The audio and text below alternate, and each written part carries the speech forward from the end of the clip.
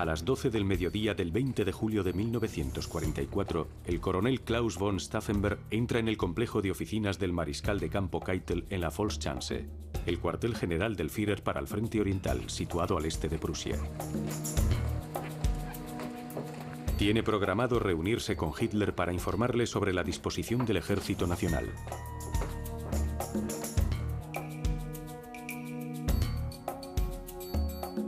Keitel comunica a los oficiales que la sesión informativa no tendrá lugar en el búnker, como es habitual, sino en una sala de conferencias cercana, Lagebarak, los barracones de situación. Keitel les indica a los oficiales que lo acompañen, pero Stauffenberg se detiene y pregunta si se puede cambiar la camisa. El ayudante de Keitel, John von Freyen, lo conduce a un dormitorio cercano. Mientras Stauffenberg está dentro, suena el teléfono. Es el general Feldgiebel, jefe de comunicaciones. Stauffenberg dice que le devolverá la llamada lo antes posible. Keitel se impacienta. Stauffenberg sale por fin y los oficiales continúan el camino hacia la sala de conferencias, situada al otro lado de la zona de seguridad interna. A las 12:35, Stauffenberg entra en la sala de conferencias.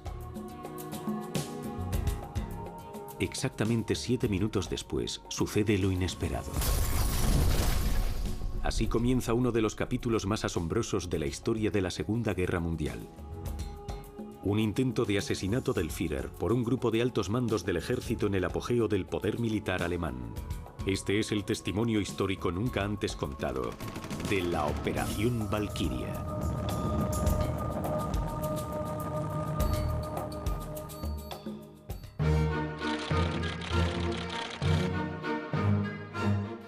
El plan Valkyria era un plan alemán oficial para utilizar en caso de que se produjese una revuelta masiva interna en Alemania.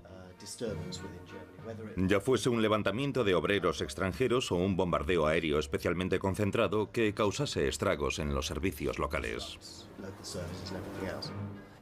En 1944, Alemania contaba con 7,5 millones de trabajadores extranjeros, y a los alemanes les preocupaba que pudiesen producirse disturbios civiles.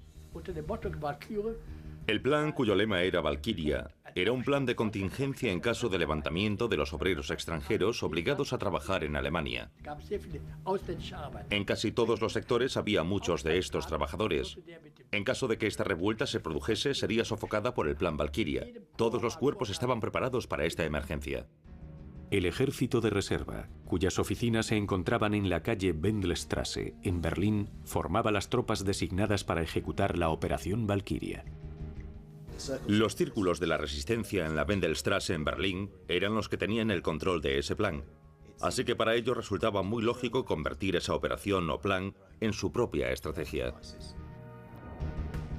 En Berlín también había un joven oficial del Estado Mayor del Alto Mando alemán, llamado Klaus Schenk, conde von Stauffenberg.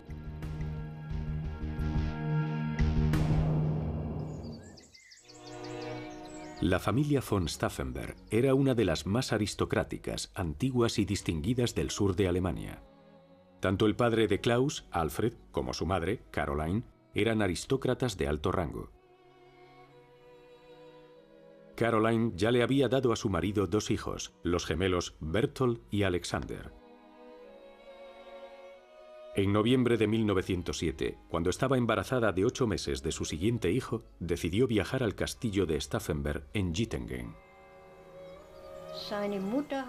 Su madre decidió visitar a su suegra. Y fue entonces cuando nacieron Klaus y su hermano Konrad.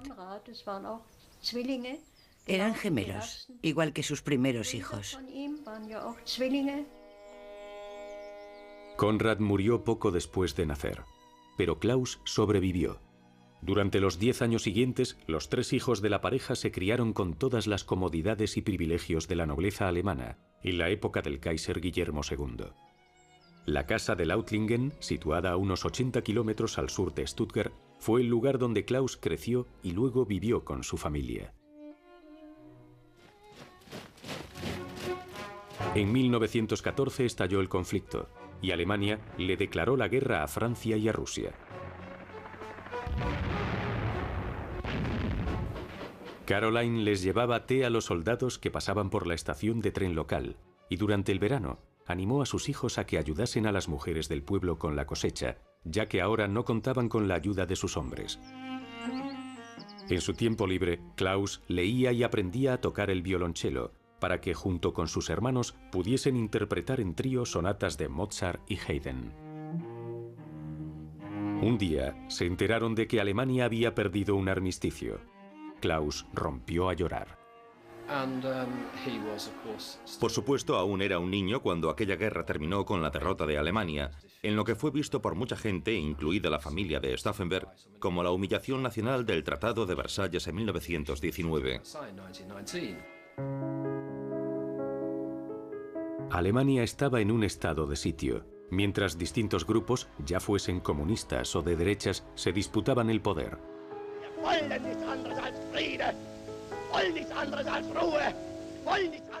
Aquella confusión preparó el terreno para la instauración de la dictadura de Adolf Hitler. La agitación política de aquellos años produjo una gran impresión en Klaus.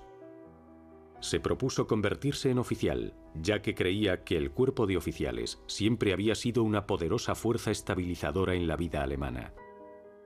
En 1926 se unió al regimiento ligado por tradición a la familia, el 17º Regimiento de Caballería en Bamberg.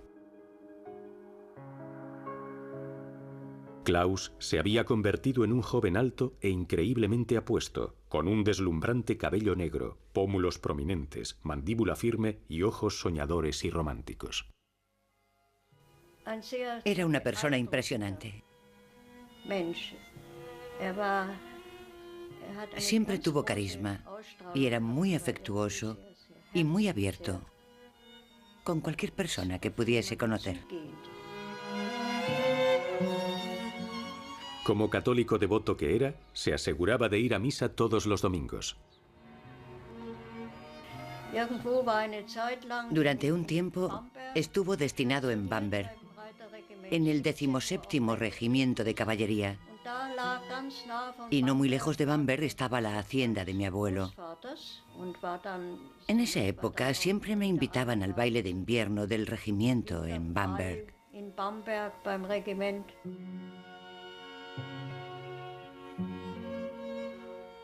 Un día conoció a una preciosa joven de 16 años, de nombre Nina, que asistía a un internado femenino de la zona. En 1930, cuando hubo ascendido a subteniente, Klaus le propuso matrimonio a Nina, aunque solo tenía 23 años.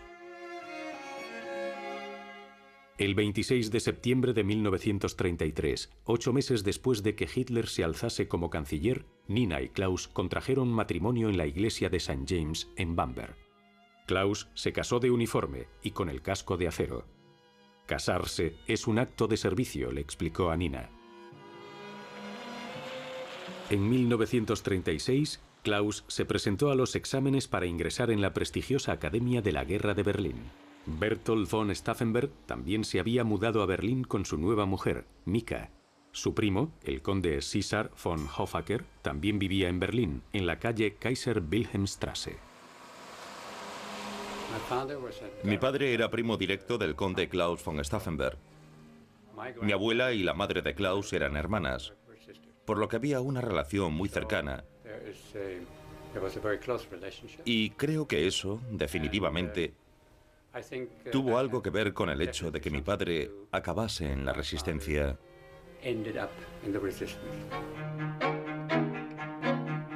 Su carrera militar progresaba rápido. En 1937 se convirtió en capitán de caballería y en 1938 fue destinado como oficial de Estado Mayor a la Primera División Ligera, que más tarde se conocería como la Sexta División Panzer.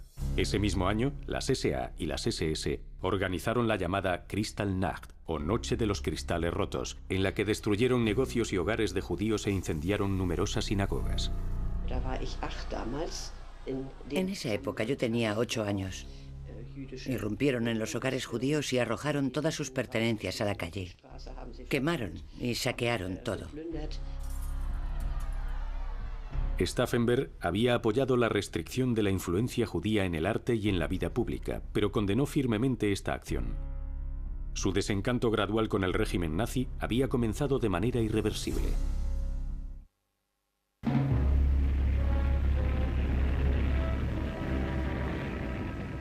Stauffenberg servía como intendente de la primera división ligera cuando Hitler decidió invadir Polonia en septiembre de 1939. Cuando en noviembre de 1939 intentaron convencerlo para ayudar a derrocar a Hitler, él respondió: "Todavía no estoy preparado". ¿Qué significaba aquello? Entonces era capitán del Estado Mayor. ¿Cuántas oportunidades de oponerse a un dictador y comandante en jefe se le presentan a un capitán? Los ideales de Stauffenberg le decían que el ejército estaba allí para defender y respaldar a Alemania, y por lo tanto era un miembro muy leal del ejército que invadió Polonia en 1939. Ahora Alemania estaba en guerra. Este era el régimen que gobernaba Alemania, y yo creo que él pensaba que hasta cierto punto Alemania se había visto obligada a entrar en guerra, que no había sido solo cuestión de la excéntrica política exterior de Hitler.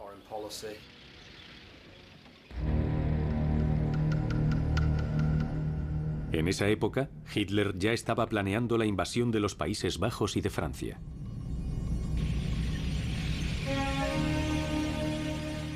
El 10 de mayo, Stauffenberg estaba con la 6ª División Panzer cuando sus tanques entraron en Luxemburgo y Bélgica, encabezando así las 6 divisiones acorazadas que cruzaron el río Mosa y atravesaron Francia.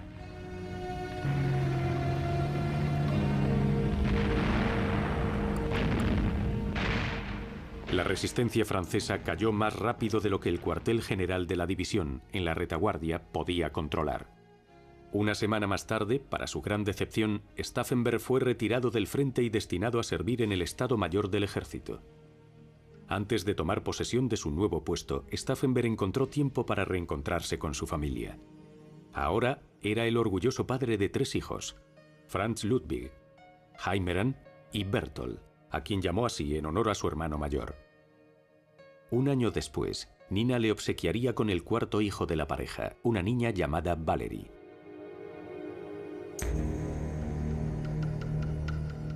Desde su posición en el Estado Mayor del Ejército, Stauffenberg fue testigo de la invasión de la Unión Soviética. Pero no fue hasta más tarde, en 1941, cuando los asesinatos sistemáticos de judíos y gitanos por parte de las SS llegaron hasta los niveles más altos de la Wehrmacht. A mí me habían herido fuera de Moscú, y como no estaba listo para cumplir mi deber, empecé a trabajar para el mariscal de campo von Kluge. Entonces llegó una nota de la retaguardia de las SS. 5 gitanos habían recibido un tratamiento especial. Así que von Kluge preguntó: ¿qué significa eso? Bueno, les hemos pegado un tiro. ¿Cómo? ¿Tras un consejo de guerra? No, hemos matado a todos los gitanos y a los judíos. Esa fue la primera vez que lo oí de boca de un alto oficial de las SS. Me quedé horrorizado. Durante los primeros días de la campaña rusa, el Holocausto ya había empezado, y tenía toda la pinta de convertirse en algo realmente brutal. No se trataba de los supuestos asesinatos que ocurrieron luego en cámaras de gas en Auschwitz y todo eso. Esto era algo realmente cruel, civiles en fila los que disparaban y arrojaban dentro de los fosos. Lo que estaba ocurriendo era algo terrible. Y los informes de cada una de esas atrocidades, obviamente, recorrían las líneas militares. Por ejemplo, si nos fijamos en el número de judíos exterminados durante el Holocausto, con diferencia la mayor parte de ellos proceden de la antigua Unión Soviética, Bielorrusia, Ucrania y lugares como esos. Y esas son las zonas que los alemanes ocuparon en el verano y otoño de 1941. Allí ocurrieron cosas realmente atroces. Cosas a gran escala, matanzas y cosas similares. El mayor von Karstoff sobrevoló la zona y vio una enorme tumba junto a la que le estaban disparando a gente y arrojándola dentro. 8.000 judíos fueron asesinados a tiros por las SS. En esa época yo solo tenía 25 años y solo le confié este secreto a Treschow. Treschow era como una figura paterna, un jefe del Estado Mayor militar. El general Henning von Treschow, que servía en el Frente Oriental, en el Heeresgruppe Mitte, llevaba planeando derrocar a Hitler desde finales de los años 30. El grupo Heeresgruppe Mitte se rodeó de un círculo de gente en quien sabía que podía confiar. Era raro, pero aquello se sabía. En esa época teníamos un código para averiguar si alguien era nazi. Y yo sabía que Treschow no era nazi. Admiraba su inteligencia. A eso de las 11 de la noche, Treschow estaría jugando al ajedrez para relajarse. Y entonces era cuando hablábamos de cómo llevar a cabo el asesinato. En ese momento ya no era una cuestión de por qué hacerlo, sino simplemente de cómo hacerlo. Von Treschow entendía que la Wehrmacht del Frente Oriental tenía una oportunidad única para gestar una conspiración, dada su independencia de los SD, la Gestapo y las SS.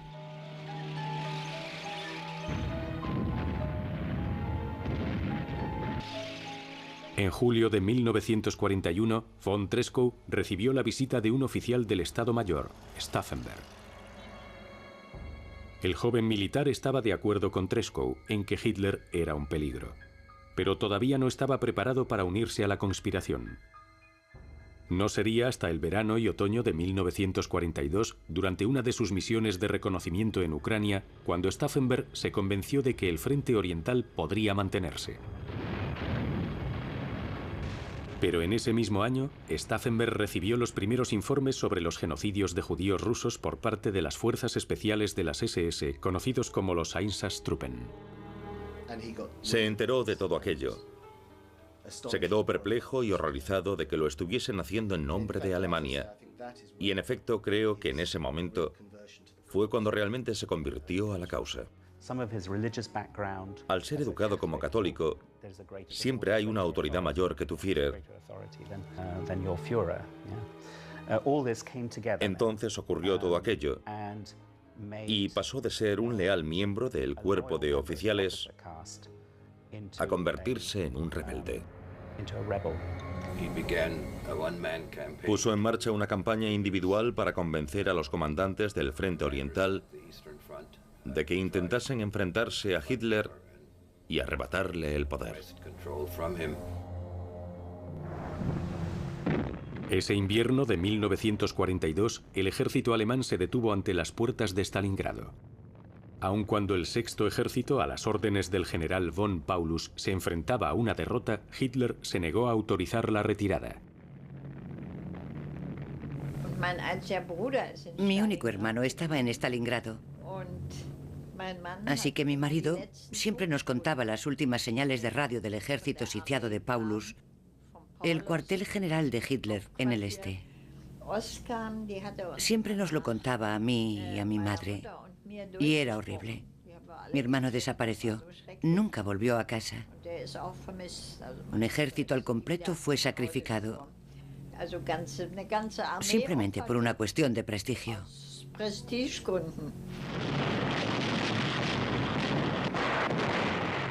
Stauffenberg ahora estaba convencido de que Hitler tenía que ser derrocado. Era tan elocuente en sus críticas que el resto de sus compañeros empezaron a preocuparse. Así que decidieron enviarlo lejos, a la 10ª División Panzer, en Túnez.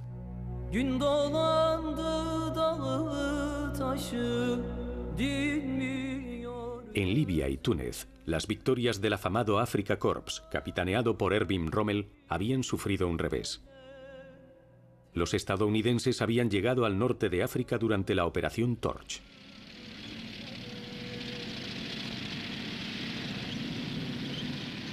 Rommel lanzó un arriesgado ataque Panzer contra las aún inexpertas tropas estadounidenses, dirigiéndose hacia el paso de Kasserine. Pero la victoria duró poco. Los alemanes iniciaron la retirada. El 7 de abril, Stauffenberg intentó conducir a su columna a través del estrecho paso de El Hafai. pero los cazabombarderos lo alcanzaron.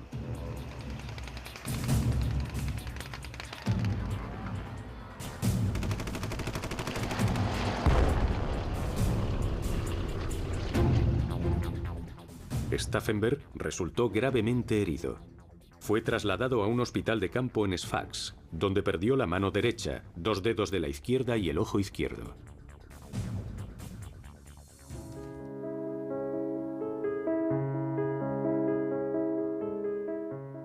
Su recuperación fue lenta pero constante.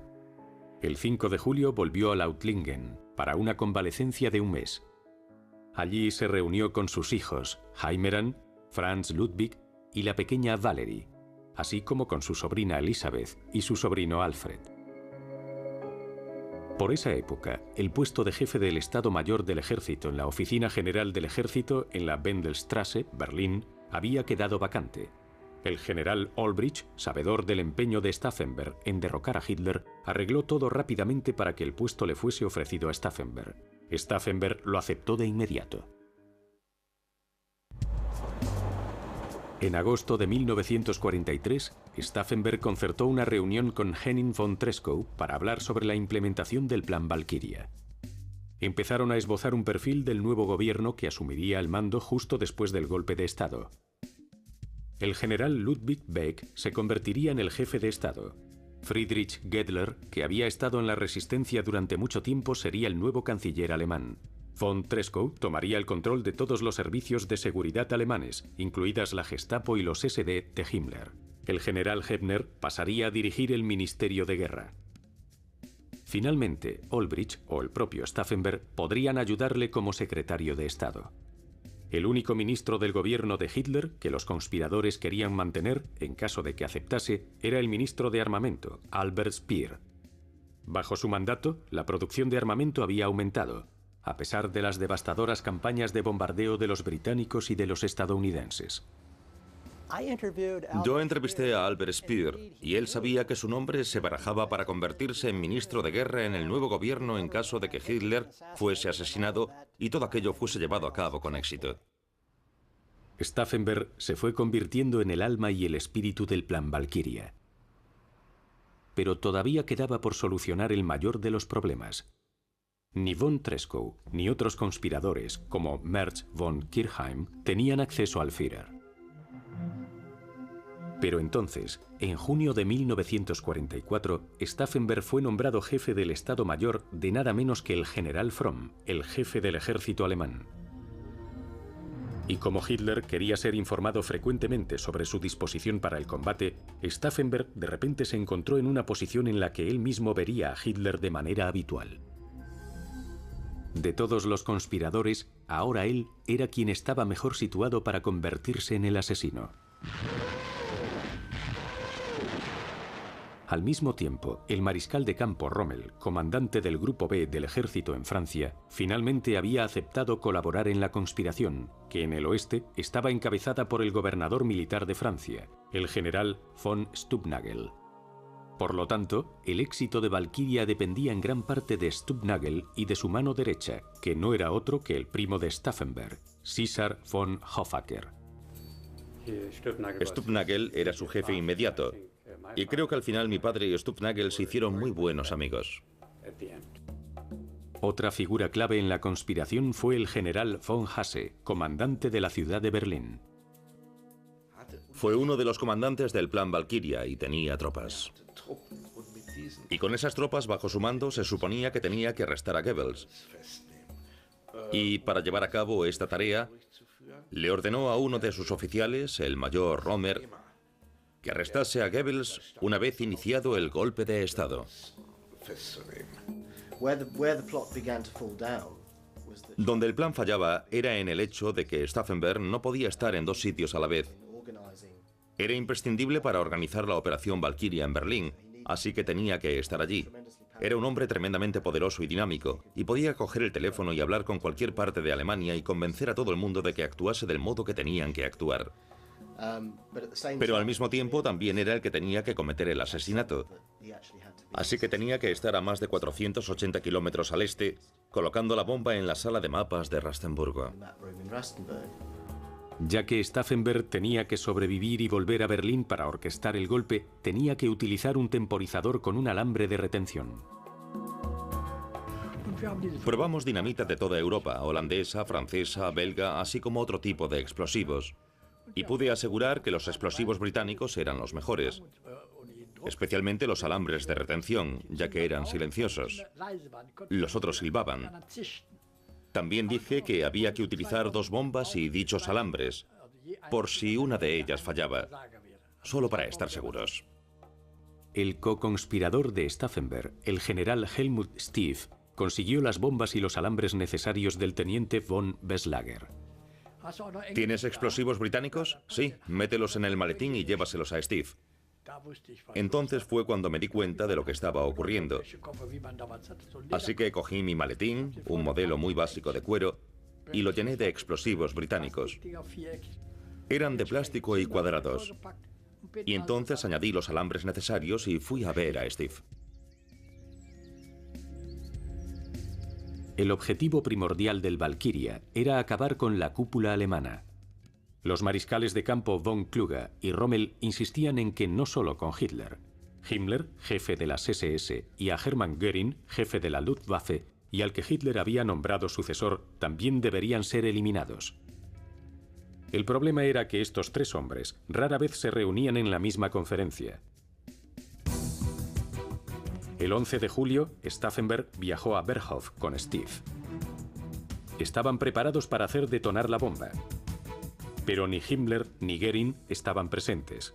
Steve decidió abortar la operación. 3 días más tarde, Hitler trasladó su cuartel general de Berghof a la Volkschanze.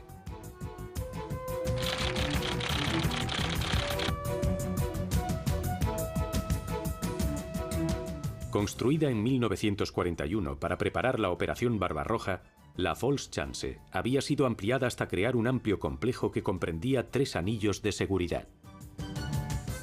El primer complejo, conocido como la Zona de Seguridad número 2, contenía barracones e instalaciones para el personal e invitados, un centro de comunicación y un comedor de oficiales conocido como Casino 2.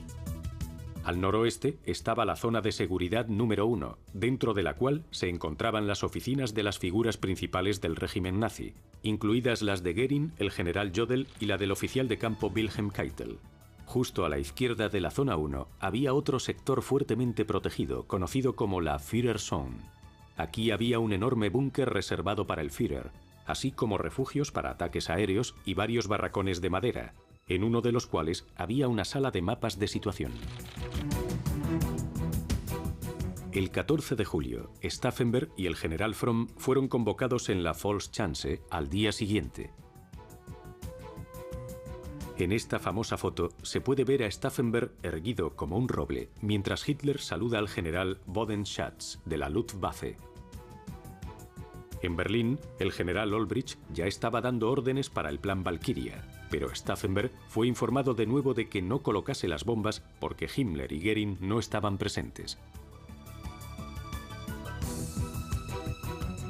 Pero el 15 de julio, Stauffenberg tuvo la oportunidad de hacer un ensayo general. Vio que las posibilidades de activar la bomba en el búnker del Führer eran pocas.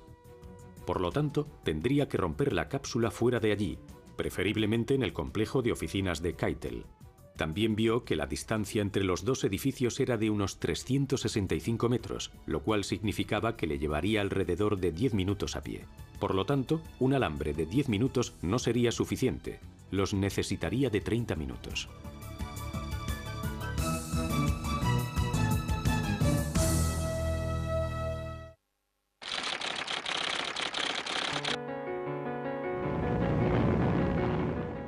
En la mañana del 20 de julio de 1944, el Heinkel 111 que transportaba a Stauffenberg y a von Haaften llega a Rastenburgo, el pequeño aeropuerto que presta servicio a la Volkschanze. La seguridad es férrea. El mayor Herbert Buchs recuerda el ambiente que había en el cuartel general del Führer.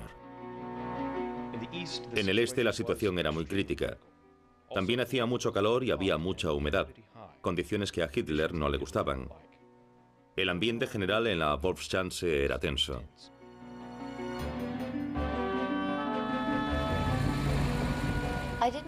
No sabía que mi marido intentaría cometer el asesinato.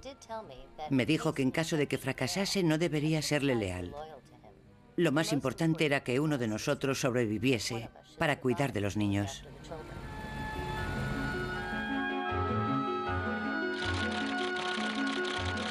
Stauffenberg se sienta a desayunar. Lo acompaña el capitán von Müllendorf, el ayudante del comandante de la Volkschanze. Poco después de las 11, acompañado por von Haften, Stauffenberg se dirige a la oficina de Wilhelm Keitel para preparar la presentación ante el Führer.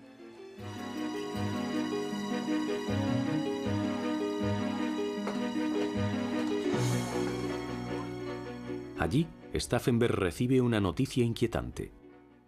La conferencia no se celebrará en el búnker, como es habitual, sino en un edificio de madera reforzado con hormigón conocido como Lagerbaracke o sala de situación. Poco después, Keitel es informado de que la conferencia diaria ha sido reprogramada para las 12:30 p.m. debido a la visita de Mussolini.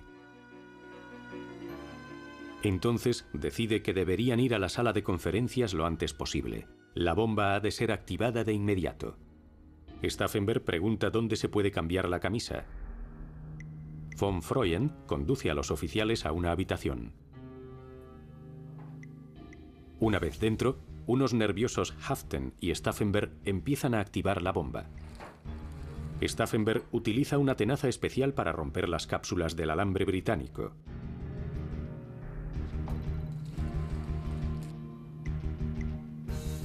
Luego, Haften lo inserta en la bomba. En ese momento, Voss intenta abrir la puerta para decirle a Stauffenberg que lo llaman por teléfono. Von Haften acaba de terminar de activar la primera bomba, pero no ha podido activar la segunda. Keitel se impacienta y le dice a Stauffenberg que se dé prisa. Se han quedado sin tiempo. Una sola bomba deberá ser suficiente.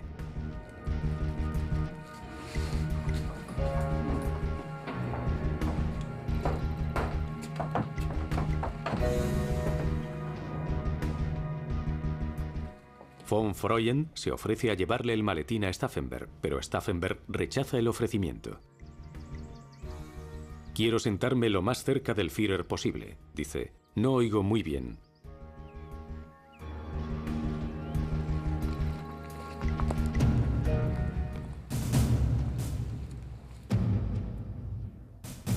Cuando llegan a la sala de conferencias, Hitler está escuchando el informe del general Adolf Heusinger, amigo de Treschow, y el único general en la sala que está al corriente de que se está urdiendo un plan para matar a Hitler. A la derecha de Heusinger está el coronel Heinz Brandt, el general Rudolf Schmund, ayudante jefe,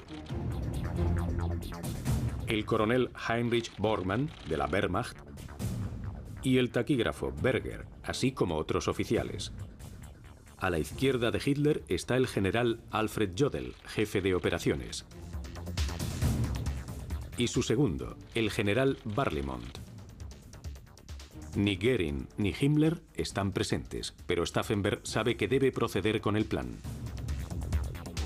Von Freund da un paso al frente y le pide a Oberst von Brandt que se eche a un lado para que Stauffenberg pueda estar más cerca de Hitler.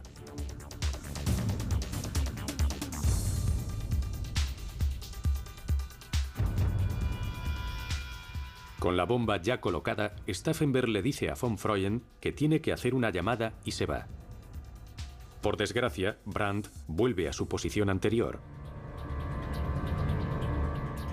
Una vez fuera del edificio, Stauffenberg se apresura a salir de la zona del Führer y se dirige al edificio de los ayudantes, donde sabe que lo está esperando el general Feldgiebel.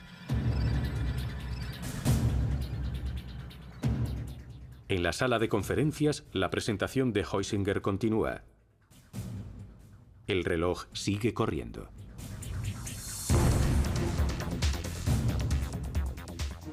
Cristales y astillas de madera salieron volando por los aires. La gran mesa en la que estaban extendidos todos los mapas de situación se vino abajo.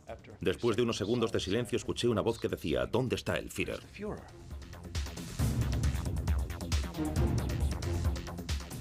En medio de la confusión posterior, Stauffenberg y von Haften intentan escapar. Al pasar junto a los barracones de situación, Stauffenberg ve un cadáver cubierto con la gabardina de Hitler, al que transportan en una camilla. En el primer anillo de seguridad y después en el segundo control les permiten continuar. Pero para entonces, el comandante de la Volkschanze ordena el cierre total. En el último control hacen parar a Stauffenberg. Él mismo decide llamar al comandante. Por casualidad, lo ponen en contacto con el capitán von Millendorf, el mismo oficial con el que había desayunado esa misma mañana. Von Millendorf le da luz verde para continuar y abandonar el complejo.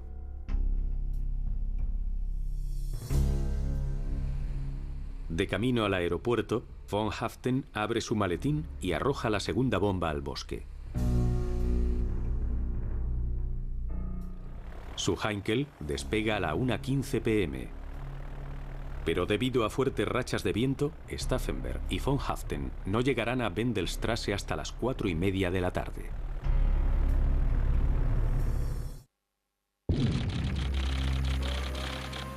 Mientras tanto, en la Volkschanze, Feldgiebel se da cuenta de que algo va mal. Se corre el rumor de que Hitler sigue vivo y que solo ha sufrido heridas leves. Aunque existe un corte de comunicaciones, a la Wendelstraße llega la noticia de que el complot puede haber fracasado. El general Olbricht decide esperar para lanzar el plan Valkyria hasta que Stauffenberg pueda informarle en persona. Cuando Stauffenberg aterriza en Berlín, ve que no se ha hecho nada. Se habían malgastado unas horas valiosísimas durante las cuales los conspiradores todavía contaban con el factor sorpresa. El general Fromm, comandante del ejército alemán, se niega en redondo a activar el plan Valkyria. Dice que acaba de hablar con Keitel y que le ha dicho que el Führer sigue vivo. Stauffenberg argumenta haber visto el cadáver de Hitler con sus propios ojos y que las noticias procedentes de la Volkschanze son un truco. Ansioso por lavarse las manos de todo el asunto, Fromm ordena el arresto de todos los conspiradores. Pero Stauffenberg se le adelanta y hace que lo arresten.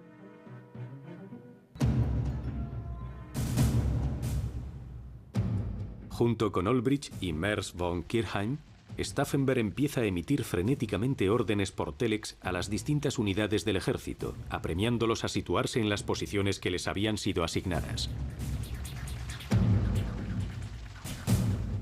Afortunadamente, en París, todo va según el plan.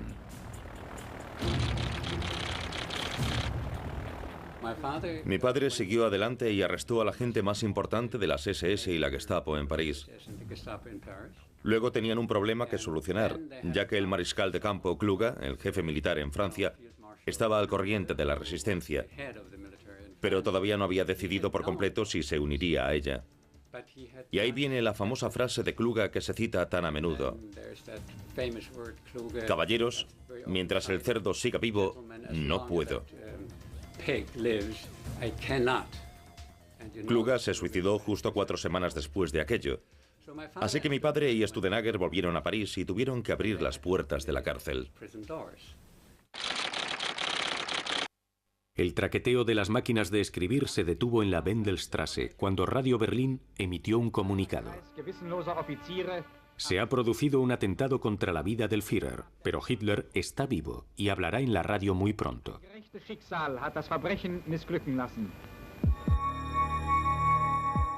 ¿Por qué fracasó el complot?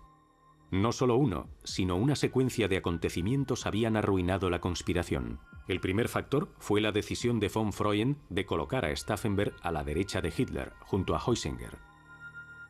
Más tarde, cuando Brandt golpeó con el pie el maletín, lo movió hacia la derecha de la pata de madera, que protegió a Hitler en el momento de la explosión. Si Stauffenberg se hubiese colocado a la izquierda de Hitler, es posible que la explosión hubiese herido a Hitler de más gravedad, posiblemente de muerte. De hecho, todos los oficiales que murieron en la explosión estaban situados a la derecha del maletín bomba, sin la protección de ninguna de las patas de madera. El segundo problema fue la llamada de teléfono de Feldgiebel, agravada por la impaciencia de Keitel, que evitó que los conspiradores activasen la segunda bomba. Si Stauffenberg hubiese podido colocar ambas bombas en la sala de conferencias, las probabilidades de que Hitler resultase muerto habrían sido mucho mayores. Pero el factor más importante fue la decisión de trasladar la reunión del búnker a la sala de conferencias de madera. Si la bomba hubiese explotado en las paredes de hormigón del búnker, la explosión habría sido contenida y todos aquellos que estuviesen presentes en la sala habrían muerto.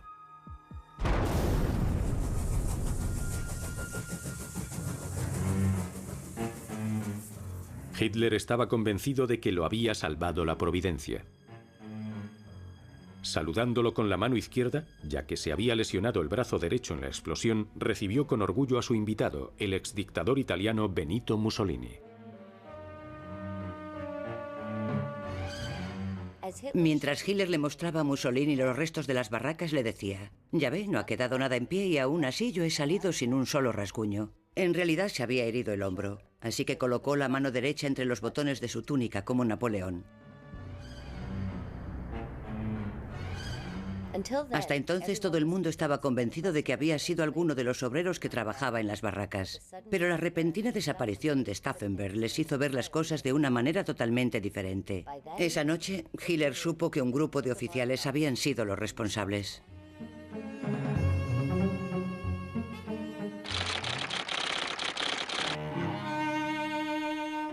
Mientras tanto, en Berlín había comenzado el acto final. El mayor Remmer, que había desafiado las órdenes de Hasse, había reunido a sus tropas alrededor de la Wendelstraße. Poco después, las fuerzas de Remmer fueron relevadas por las SS. Valkyria había fracasado. Fromm fue liberado y pronto ordenó el arresto de los conspiradores. Ansioso por encubrir su complicidad, Fromm decidió deshacerse de los conspiradores de inmediato para que ninguno de ellos pudiese implicarlo en la investigación que seguro se iba a iniciar. Stauffenberg, Hafthen, Olbrich y Kirchheim fueron condenados a muerte inmediatamente. Se iniciaron los preparativos para la ejecución, que iluminarían los faros de los vehículos de las SS. Entonces los condujeron al patio de la Wendler Block. De manera simultánea, Hitler estaba dando su comunicado de radio desde la Volkschanze.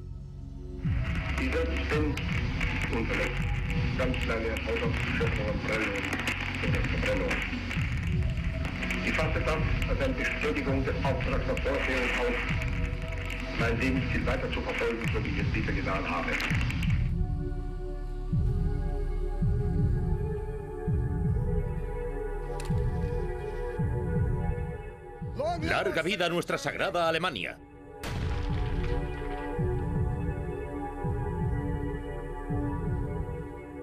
Era la 1 de la madrugada del 21 de julio de 1944.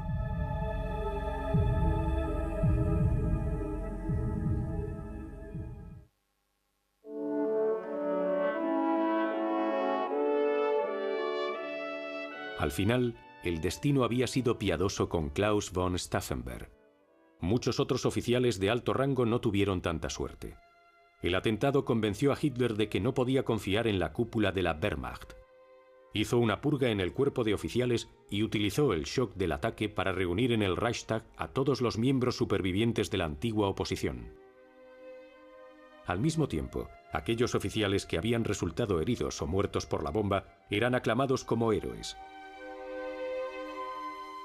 Hitler acudió personalmente al hospital de Rastenburgo para presentarle sus respetos a los oficiales heridos en la explosión.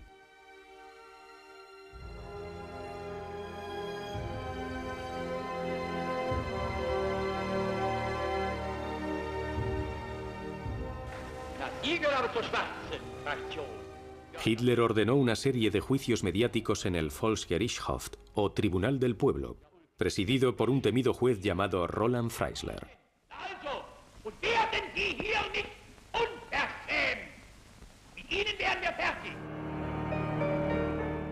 Incluso oficiales de alto rango, como el mariscal de campo von Witzleben, fueron obligados a vestirse con ropa andrajosa y nada favorecedora para despojarlos así de su antigua dignidad.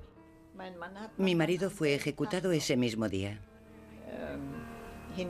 Le permitieron escribir una primera y última carta de despedida, y eso fue lo que hizo. Luego escribió una segunda carta porque decía que todavía le quedaban 5 minutos. Y no sé si te llegará la primera carta, decía. Por eso te escribo por última vez. Las palabras de esa carta, escritas 5 minutos antes de morir, son realmente emotivas.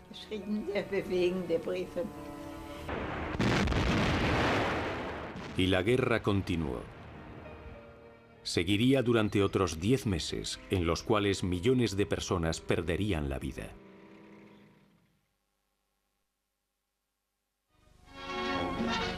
Brussels is free, liberated from German bondage for the second time in 26 years. Y apareció un hombre en motocicleta gritando: ¡Sacad las banderas! ¡Sacad las banderas! ¡Vienen los británicos! Y en la distancia se podían oír vítores. Primero, muy, muy bajito, y luego cada vez más y más alto. Y entonces supimos que éramos libres. Los restos de Klaus von Stauffenberg fueron exhumados y luego quemados por las SS. El lugar donde reposan actualmente sus cenizas se desconoce hasta el día de hoy.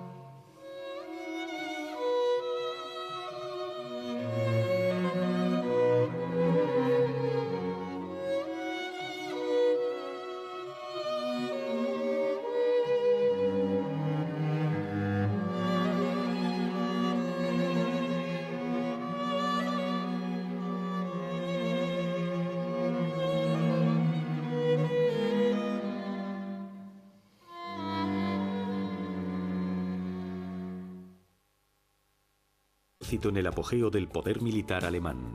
Este es el testimonio histórico nunca antes contado de la Operación Valquiria.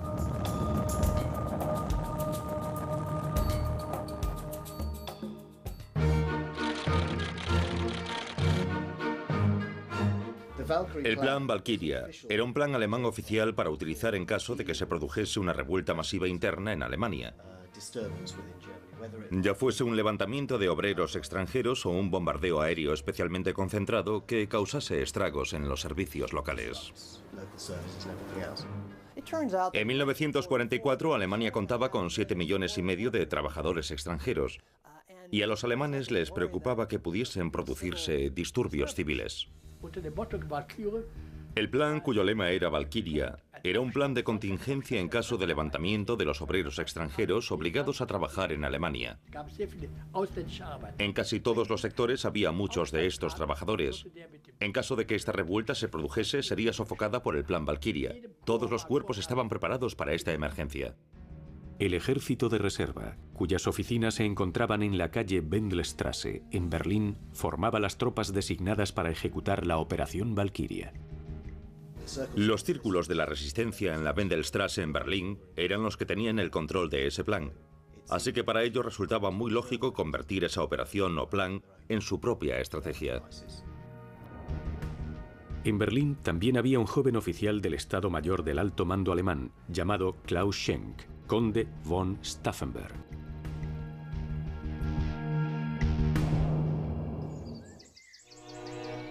La familia von Stauffenberg era una de las más aristocráticas, antiguas y distinguidas del sur de Alemania. Tanto el padre de Klaus, Alfred, como su madre, Caroline, eran aristócratas de alto rango. Caroline ya le había dado a su marido 2 hijos, los gemelos Berthold y Alexander. En noviembre de 1907, cuando estaba embarazada de 8 meses de su siguiente hijo, decidió viajar al castillo de Stauffenberg en Gittingen. Su madre decidió visitar a su suegra.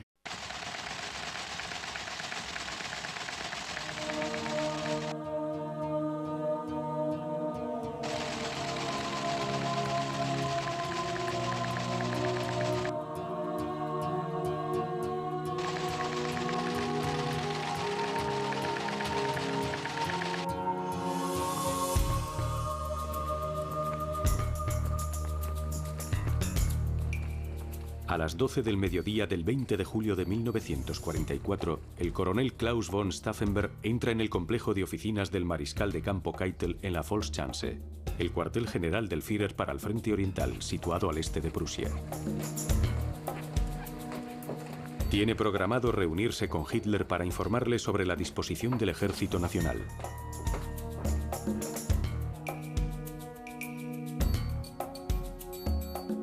Keitel comunica a los oficiales que la sesión informativa no tendrá lugar en el búnker, como es habitual, sino en una sala de conferencias cercana, Lagebarak, los barracones de situación. Keitel les indica a los oficiales que lo acompañen, pero Stauffenberg se detiene y pregunta si se puede cambiar la camisa. El ayudante de Keitel, John von Freyen, lo conduce a un dormitorio cercano. Mientras Stauffenberg está dentro, suena el teléfono. Es el general Fell Giebel, jefe de comunicaciones. Stauffenberg dice que le devolverá la llamada lo antes posible. Keitel se impacienta. Stauffenberg sale por fin y los oficiales continúan el camino hacia la sala de conferencias, situada al otro lado de la zona de seguridad interna. A las 12:35, Stauffenberg entra en la sala de conferencias. Exactamente 7 minutos después, sucede lo inesperado. Así comienza uno de los capítulos más asombrosos de la historia de la Segunda Guerra Mundial. Un intento de asesinato del Führer por un grupo de altos mandos del ejército. Definitivamente, tuvo algo que ver con el hecho de que mi padre acabase en la resistencia.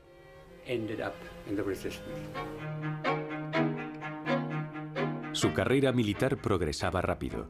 En 1937 se convirtió en capitán de caballería y en 1938 fue destinado como oficial de Estado Mayor a la Primera División Ligera, que más tarde se conocería como la Sexta División Panzer. Ese mismo año, las SA y las SS organizaron la llamada Kristallnacht, o Noche de los Cristales Rotos, en la que destruyeron negocios y hogares de judíos e incendiaron numerosas sinagogas. En esa época yo tenía 8 años. Irrumpieron en los hogares judíos y arrojaron todas sus pertenencias a la calle. Quemaron y saquearon todo.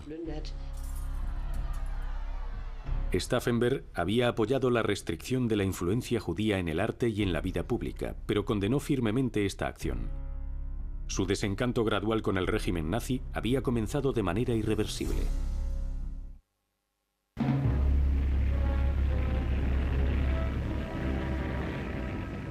Stauffenberg servía como intendente de la Primera División Ligera cuando Hitler decidió invadir Polonia en septiembre de 1939.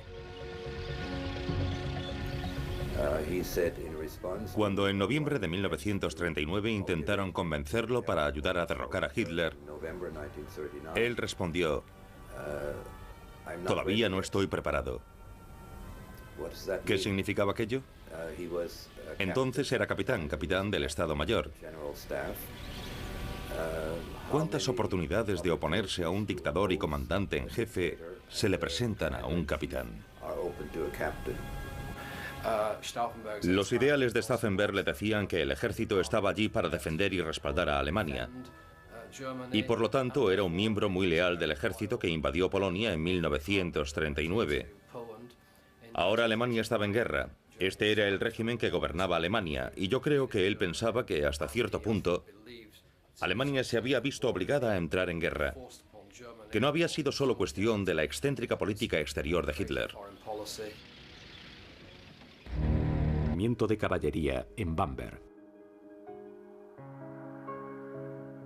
Klaus se había convertido en un joven alto e increíblemente apuesto, con un deslumbrante cabello negro, pómulos prominentes, mandíbula firme y ojos soñadores y románticos. Era una persona impresionante. Siempre tuvo carisma y era muy afectuoso y muy abierto con cualquier persona que pudiese conocer. Como católico devoto que era, se aseguraba de ir a misa todos los domingos. Durante un tiempo estuvo destinado en Bamberg, en el 17º Regimiento de Caballería. Y no muy lejos de Bamberg estaba la hacienda de mi abuelo. En esa época siempre me invitaban al baile de invierno del regimiento en Bamberg.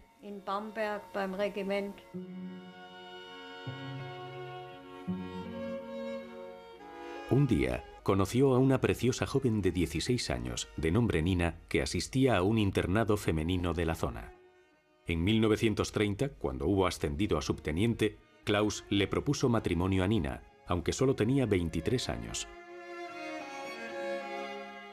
El 26 de septiembre de 1933, 8 meses después de que Hitler se alzase como canciller, Nina y Klaus contrajeron matrimonio en la iglesia de St. James en Bamberg. Klaus se casó de uniforme y con el casco de acero. Casarse es un acto de servicio, le explicó a Nina. En 1936, Klaus se presentó a los exámenes para ingresar en la prestigiosa Academia de la Guerra de Berlín. Berthold von Stauffenberg también se había mudado a Berlín con su nueva mujer, Mika. Su primo, el conde César von Hoffacker, también vivía en Berlín, en la calle Kaiser Wilhelmstrasse. Mi padre era primo directo del conde Klaus von Stauffenberg. Mi abuela y la madre de Klaus eran hermanas, por lo que había una relación muy cercana. Y creo que eso... Y fue entonces cuando nacieron Klaus y su hermano Konrad. Eran gemelos, igual que sus primeros hijos. Konrad murió poco después de nacer, pero Klaus sobrevivió. Durante los 10 años siguientes, los 3 hijos de la pareja se criaron con todas las comodidades y privilegios de la nobleza alemana, en la época del Kaiser Guillermo II. La casa de Lautlingen, situada a unos 80 kilómetros al sur de Stuttgart, fue el lugar donde Klaus creció y luego vivió con su familia. En 1914 estalló el conflicto y Alemania le declaró la guerra a Francia y a Rusia. Caroline les llevaba té a los soldados que pasaban por la estación de tren local y durante el verano animó a sus hijos a que ayudasen a las mujeres del pueblo con la cosecha, ya que ahora no contaban con la ayuda de sus hombres. En su tiempo libre, Klaus leía y aprendía a tocar el violonchelo, para que junto con sus hermanos pudiesen interpretar en trío sonatas de Mozart y Haydn. Un día se enteraron de que Alemania había perdido un armisticio. Klaus rompió a llorar. Por supuesto, aún era un niño cuando aquella guerra terminó con la derrota de Alemania, en lo que fue visto por mucha gente, incluida la familia de Stauffenberg, como la humillación nacional del Tratado de Versalles en 1919. Alemania estaba en un estado de sitio, mientras distintos grupos, ya fuesen comunistas o de derechas, se disputaban el poder.